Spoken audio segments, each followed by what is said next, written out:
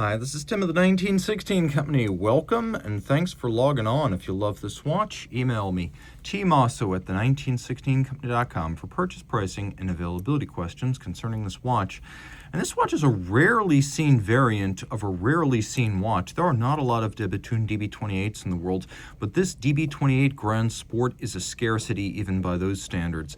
The watch in my hand, originally launched in 2015, was the first substantially water-resistant, sports-oriented version of Bethune's core model line. And so with a screw-down crown, this is over 100 meters water-resistant, about 105 to be precise. And the timepiece is designed to be worn casually and in sporting endeavor. So 44 millimeters in diameter in grade 5 titanium. You can see it's thinner than you might expect at 11.3 millimeters thick. This has the long lugs, so when fully compressed, these patented spring-loaded ergonomic floating lugs, that's 53 lug-to-lug, and that is 58. There's a 26 millimeter spacing between the lugs. We often talk about the lightness of sports watches in titanium and aluminum, so we may as well quantify this because this is all grade 5 titanium, sapphire, and rubber. Let's take a look. Okay, so that is 81.61 if we subtract the little tag, so less than 3 ounces for those of us in the old colonies. The watch is comfortable. If nothing else, for its size, it wears very light on the wrist. First, there's the lightness of it. Second, there's the surprising thinness. It will actually slide under a dress cuff.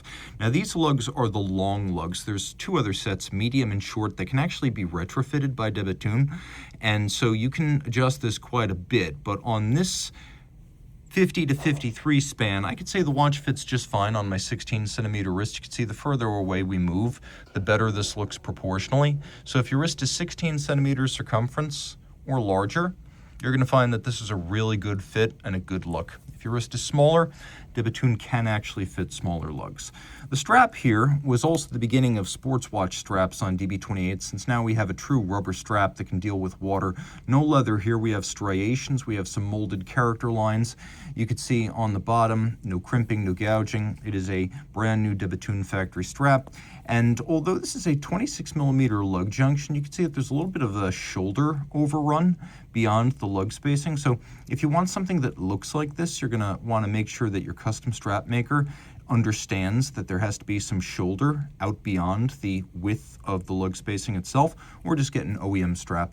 Bethune has several different pin buckles, and what's fascinating is that the buckles generally are designed to be consonant with the design of the watch. So if it's a very simple watch like a 25, it's going to be a very conventional buckle. Whereas if it's a 28, you can see that the design of the buckle echoes the design of the lugs here. Now they are floating lugs, they're spring-loaded, they're ergonomic, this is a patented element.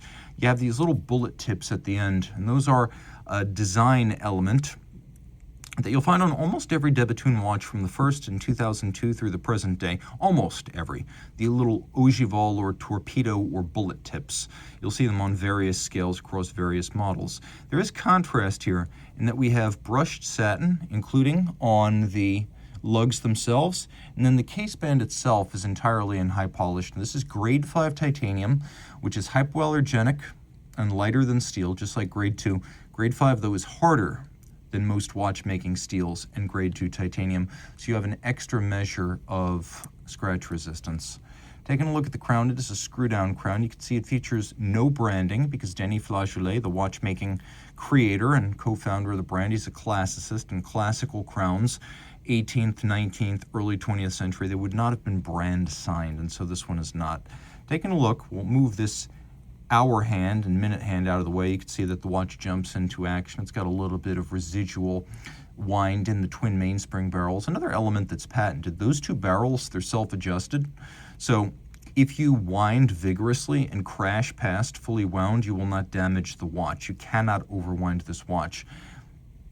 You can also see that we have a power reserve indicator that hides adjacent to the ratchet wheel. We have low and we have high.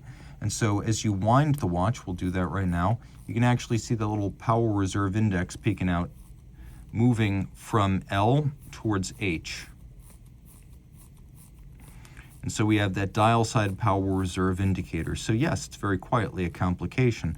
It has a 6-day power reserve and a 4 hertz beat rate. It's a 30 millimeter movement, so properly sized for this case. Pivots on 37 joules. You can see that it features a unique shock protection system that's patented called triple parachute. We have 1, 2, and 3 shock protection springs. The center one is Incablock, you know that well, but these flanking steel springs are designed to take up most of the shock. The idea is both to prevent damage to the balance staff pivot, but also improve timekeeping of the watch, because if these 2 springs flanking can take up the shock and the balance staff pivot is never displaced from its cup jewel, then it will keep better time. So these hopefully will take up all the shock so the Incablock never has to do any work. Also patented is the curve of the hairspring, which you can see has a little bit of an irregular terminal curve, and that is shaped by hand. You actually take the flat hairspring, cut off the terminal curve, shape it to match a template, and then you clamp it back on with a micro clamp. So you have the flatness of a flat hairspring, but it breathes concentrically and keeps the same time in any physical position the way an overcoil does.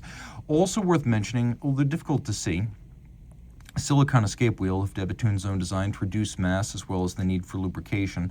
The balance wheel is de Bethune's 2010 patent balance. Denny redesigns the balance every time he finds a way to further minimize the effects of aerodynamic drag and temperature change on timing, as well as maximize the percentage of total mass in the rim. So here you can see punched out silicone wheel with 4 spokes and then a white gold rim outboard that is aerodynamic. And so you can see there's very little to the wheel itself. See if we could slow this down a little bit. The arms themselves of the wheel are even perforated. Deep reactive ion etching has given us only as much balance wheel as necessary, and then all the mass, to the extent possible, is in the rim. We have a lot of fine finish here. We'll take a look at the case back. It's not a whole lot to see. You can see this is the Grand Sport, and it has what appear to be nautical pennants on the reverse. So 300 feet, that is your roughly 100 meters there, your 105 meters. Yes, it's not a perfect conversion, but then again, these are the Swiss, and they do that on almost every dive watch ever. Rolling around to the dial again, de Bethune makes its own cases, dials, and movements in-house, so it is very highly integrated manufacturer for the roughly 400 or so watches they'll make a year. You can see mirror polish on the barrel bridge cap, the center of the hour hand, the triple parachute bridge, which is also skeletonized and beveled, and then the flanking springs. You can see we have a combination of polish, fired blue metal, and media blast on the hour hand. We have a fired blue minute hand.